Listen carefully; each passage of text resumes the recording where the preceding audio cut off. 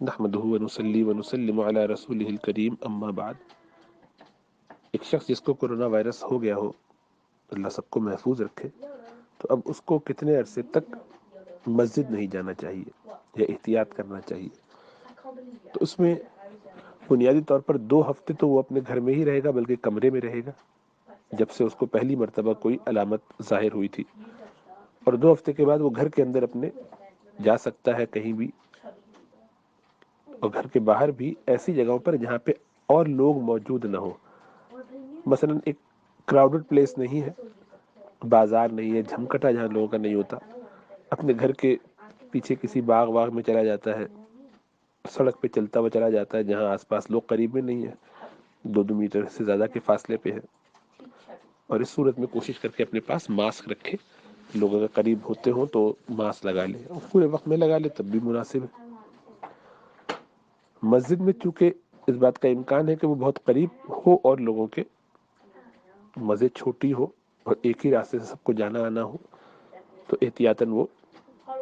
4 ہفتے کل، یعنی 2 مزید ہفتے اور احتیاط کر لے تو بہتر ہے، بالخصوص جمعہ وغیرہ کی نمازوں میں۔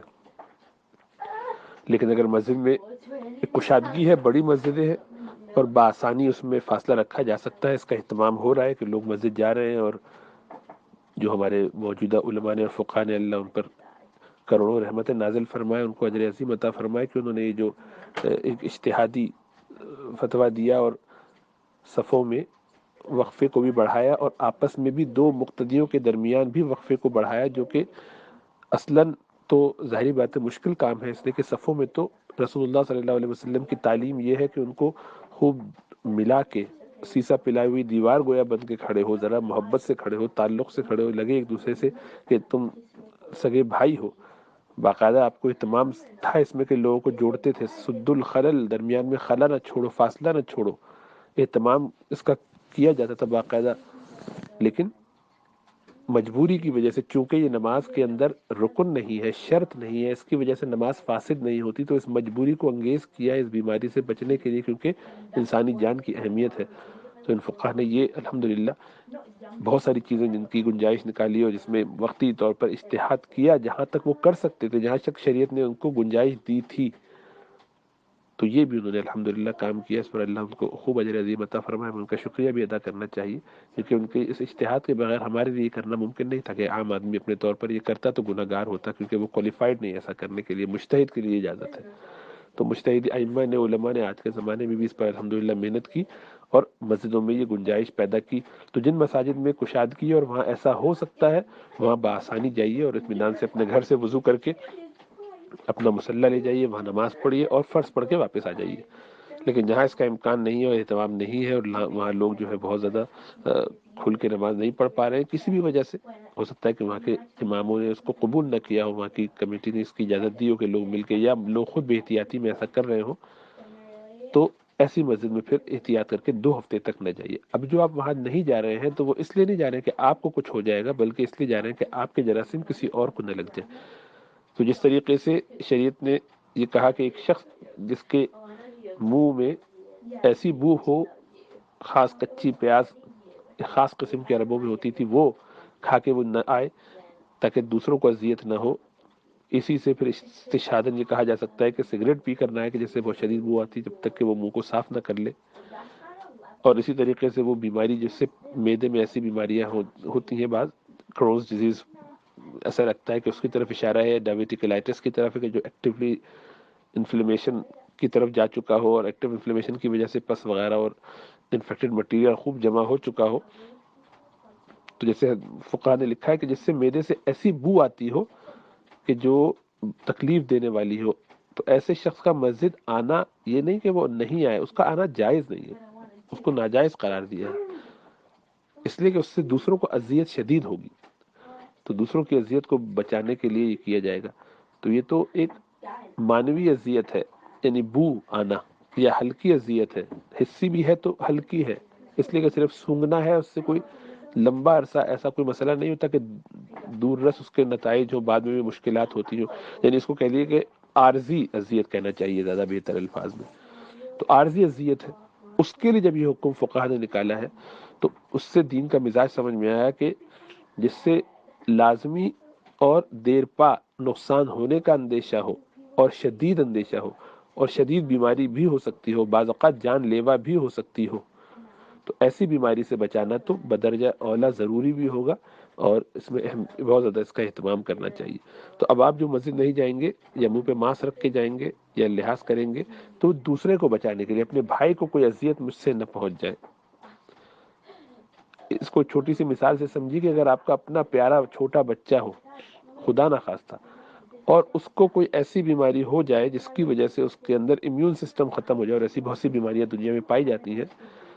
یا اس کو کوئی کینسر ہے خدا نخواستہ جس کی وجہ سے اس کو کیمو تھراپی دی جا رہی ہے، تو اس کا امیون سسٹم اتنا کم ہو گیا ہے کہ اب اس کے سامنے کوئی ہلکا پھلکا انفیکٹڈ آدمی جس کو عام فلو بھی ہو، ہلکا سا جو گلا خراب ہو جاتا ہے اور وائرس ہو جاتا ہے وہ بھی ہوگا، اور وہ چھینکے تو خطرہ ہے کہ اس کو نہ لگ جائے، تو اب وہ اس بچے کو بیچارے کو یہ باپ بھی نہیں ملے گا، دور رکھے گا اس کو، یا وہ ہاسپٹل میں ایڈمٹ ہے تو ذرا دور سے دیکھ رہا ہے اس کو، صرف اس لیے کہ آنکھوں سے آنسو بہا رہا ہے، دل اس کا خون کے آنسو رو رہا ہے کہ میں اپنے بچے کو پیار نہیں کر سکتا، قریب نہیں کر سکتا، اس لیے کہ ابھی اس کو تب انتہائی نگہداشت کے کسی ادارے میں رکھا ہوا ہے، کسی ہاسپٹل میں رکھا ہوا ہے کہ اس تک میرے جراثیم اگر پہنچ جائے، اور مجھے اس وقت جراثیم ہے، یا خدا نخواستہ مجھے ٹی بی ہے، تو میرے ٹی بی کا جراثیم اس کو پہنچ گئے تو میرا بچہ اس سے لڑ نہیں پائے گا، اس لیے کہ اس کی دفاعی صلاحیت بالکل ختم ہو گئی ہے، تو میں اس کو دور رکھوں۔ تو دل تو رو رہا ہے غم میں، لیکن اس کے باوجود اپنے اس بچے کے قریب نہیں ہوتا۔ ایسے ہی ہمارے لیے یہ درد اپنے بھائیوں کا، مسلمان جو ہے ان کا ہونا چاہیے کہ میں مسجد میں یا اللہ آنا چاہتا ہوں، بہت تڑپتا ہوں کہ آپ کے ساتھ دوبارہ رابطہ استوار ہو، مسجدیں کھلی بھی ہیں، لیکن میری یہ بیماری کی وجہ سے مجھے تو معلوم نہیں ہے، لیکن ڈاکٹر اور یہ جو ماہرین ہیں وہ یہ کہہ رہے ہیں کہ نہ جاؤ، تو یا اللہ بس آپ کی خاطر، حالانکہ آخری عمر ہے یا بڑھاپا ہے یا بڑی عمر ہے یا ابھی زندگی کا کچھ بھروسہ نہیں، کبھی بھی کوئی جا سکتا ہے، تو اس وقت تو اور اللہ سے تعلق اور رجوع ہونا چاہیے، لیکن میں نہیں کر پا رہا ہوں، صرف اس وجہ سے کہ میری ذات سے کسی کو اگر اذیت یا تکلیف پہنچی تو میں آپ کے دین کے جو اصل مقصود ہے، جسے مقاصد شریعہ کہتے ہیں، ان پر بھی عمل نہیں کر پاؤں گا، تو میں اپنی رائے کو اور اپنی خوشی کو، اپنے دل کی بات کو قربان کر کے آپ کی امت کی فکر کرتا ہوں، اور لوگوں کو اپنے آپ سے، اپنی ذات سے اذیت پہنچانے سے بچتا ہوں، اللہ کے رسول صلی اللہ علیہ وسلم کی اس حدیث پر عمل کرتے ہوئے کہ مسلمان وہ ہے المسلم من سلم المسلمون من لسانه ویده، کہ مسلمان وہ ہے جس کے ہاتھ اور زبان سے دوسرے مسلمان محفوظ رہیں۔ یا آپ نے خود اپنے کلام میں اللہ فرمایا کہ والذین یؤذون المؤمنین والمؤمنات بغیر ما اکتسبوا فقد احتملوا بہتانا واثما مبینا، کہ جو لوگ اذیت دیتے ہیں ایمان والے مردوں اور عورتوں کو بغیر ان کی کسی وجہ کے، ان بیچاروں نے کچھ نہیں کیا، کوئی قصور نہیں تھا ان کو، لیکن آپ نے اذیت دی، جس کا انہوں نے کوئی اکتساب نہیں کیا تھا، کوئی غلطی نہیں کی تھی، بلا وجہ معصومانہ، تو انہوں نے اپنے اوپر بڑی ذمہ داری کا بوجھ، بڑے گناہ کا بوجھ لاد دیا ہے۔ تو اس کی عموم میں، اس آیت کے عموم میں یہ بات آ سکتی ہے کہ آدمی کسی کو، جبکہ اس کو کہا جا رہا ہو کہ آپ کی وجہ سے دوسرے کو تکلیف ہو سکتی ہے، یہ بیماری پھیل سکتی ہے، اور پھیل سکتی ہے، ہم دیکھ رہے ہیں اپنی آنکھوں سے، ہم یہاں برطانیہ میں تو دیکھ چکے، ہمارا تو پورا 2 مہینہ جو ایسا گزرا ہے کہ بہت کثرت سے اموات ہوئی ہیں۔ خود ہمارے ایک ہاسپٹل میں ہم نے 219 مریض ہمارے اب تک مرے ہیں، ایک ہاسپٹل کی بات کر رہا ہوں، اور جس میں ٹوٹل کتنے مریض آئے 700-800، تو بڑی تعداد میں لوگ مر گئے، کتنی بڑی تعداد ہے لوگوں کے جو مرے ہیں، اور اکثر بڑی عمر کے لوگ تھے، اکثر بیمار تھے، لیکن اب یہ معاملہ ٹھنڈا ہو گیا، اس وقت ہمارے پورے ہاسپٹل میں صرف اور صرف 4 یا 5 مریض ہیں، 2 مریض وینٹیلیٹر پہ، باقی سب وارڈ میں 3-4،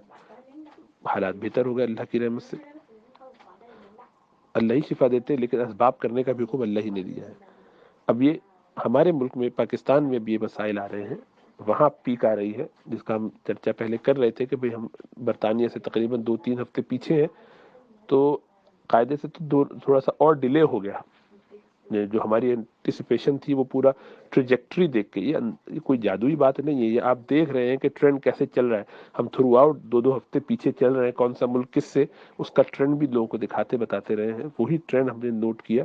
اسی لیے کہی تھی بات، اور وہ نظر آ رہی ہے، یہ تو 2 سے 2.5 ہفتے بلکہ 3 ہفتے کے قریب ہو گیا پاکستان میں جو معاملہ ہوا، لیکن ہے، اللہ اپنا فضل فرمائے، اللہ اپنا کرم فرمائے، ہمیں سمجھ عطا فرمائے۔ بہرحال خلاصہ یہ ہے کہ مساجد میں اور ایسی پبلک جگہوں پہ بالکل جانے میں وہاں احتیاط کی جائے جہاں پر ڈسٹینس نہیں رکھا جا سکتا، فاصلہ نہیں رکھا جا سکتا. تو 4 ہفتے تک، اور پھر جب 4 ہفتے مکمل ہو جائیں انشاءاللہ تعالیٰ، پھر اس کے بعد وہ آسانی سے انشاءاللہ جہاں چاہے جائیں.